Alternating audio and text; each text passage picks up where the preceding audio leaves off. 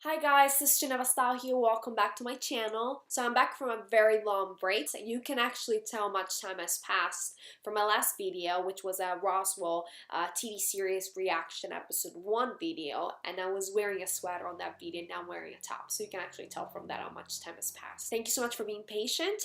There's a lot of new content for Star Wars has been released, specifically the trailer, photo shoots, some behind the scenes video for the Vanity Fair cover. There's a lot to talk about. Today I want to focus on the trailer specifically, and then we can follow up with new videos regarding the other content in the future. So despite the unforgiving critics, the Star Wars The Last Jedi teaser trailer was quite appreciated, from the sound mixing to the wide shots that then made it into the final cut of the movie.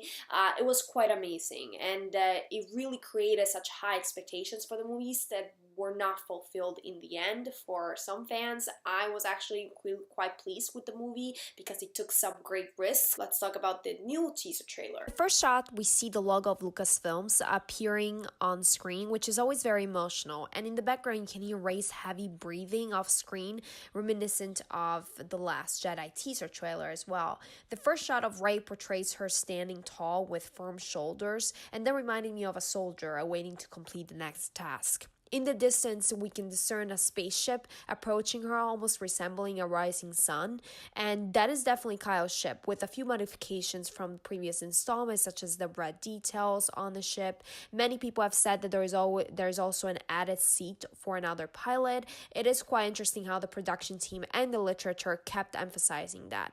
So Rey is also holding on to Luke's lightsaber, Han's pistol, besides her, and this is quite meaningful because she's holding on to both Kylo's legacies, not her own yet. There is quite a debate on whether they're fighting or training. So it's quite obvious they are training for me. In the Last Jedi teaser trailer, she was indeed training with Luke, who is also present in the first shot of this teaser trailer.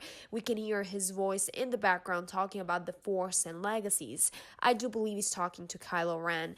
And some people state that he's talking to her. Maybe he's talking to both. We don't know. Her elbows are dirty of sand, signifying that this is probably not her first trial, as she's also very sweaty and flushed, showing tiredness. This trailer is a collection of nostalgic elements, not only as a callback to the prequels, but also to The Force Awakens. We have Rey's Force Flip, as they call it, which is reminiscent of Anakin's acrobatic moves and jumps. The spaceship underwater is connected to Rey's parents in her vision.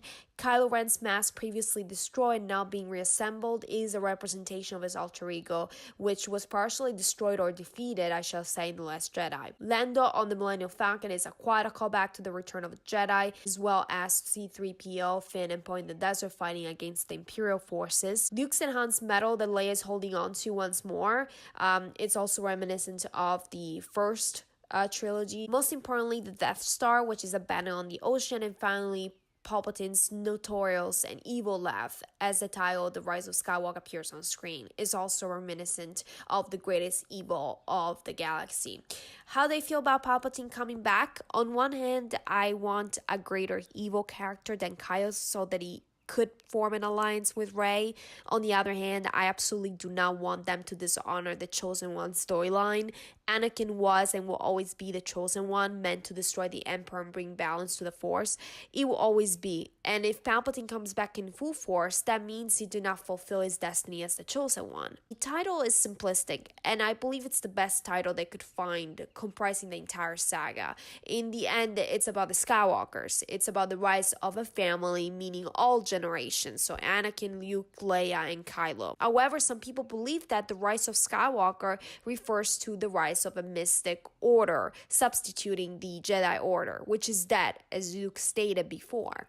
Basically, everyone is or can be a Skywalker. I really don't like this idea. I hope they don't really do this, because the Skywalker family is a bloodline, and a very powerful one. They're unique. If that power and uniqueness are extended to other people, then the special element is lost. Does that mean that non-Skywalkers cannot be powerful? Absolutely not. Rey is an example that she's not a Skywalker. Please make sure you know that she's not. And I'm tired of people repeating that she is. She is quite powerful in her own right. She doesn't have a legacy yet. However, Star Wars is about the Skywalkers, and that is final. If they deviate from this concept, they will deviate from the core of the saga. Thank you so much for watching. Please subscribe to my channel if you wish to see more Star Wars content and other related content. As you see, my channel has a little bit of everything in here, and movie and TV related content.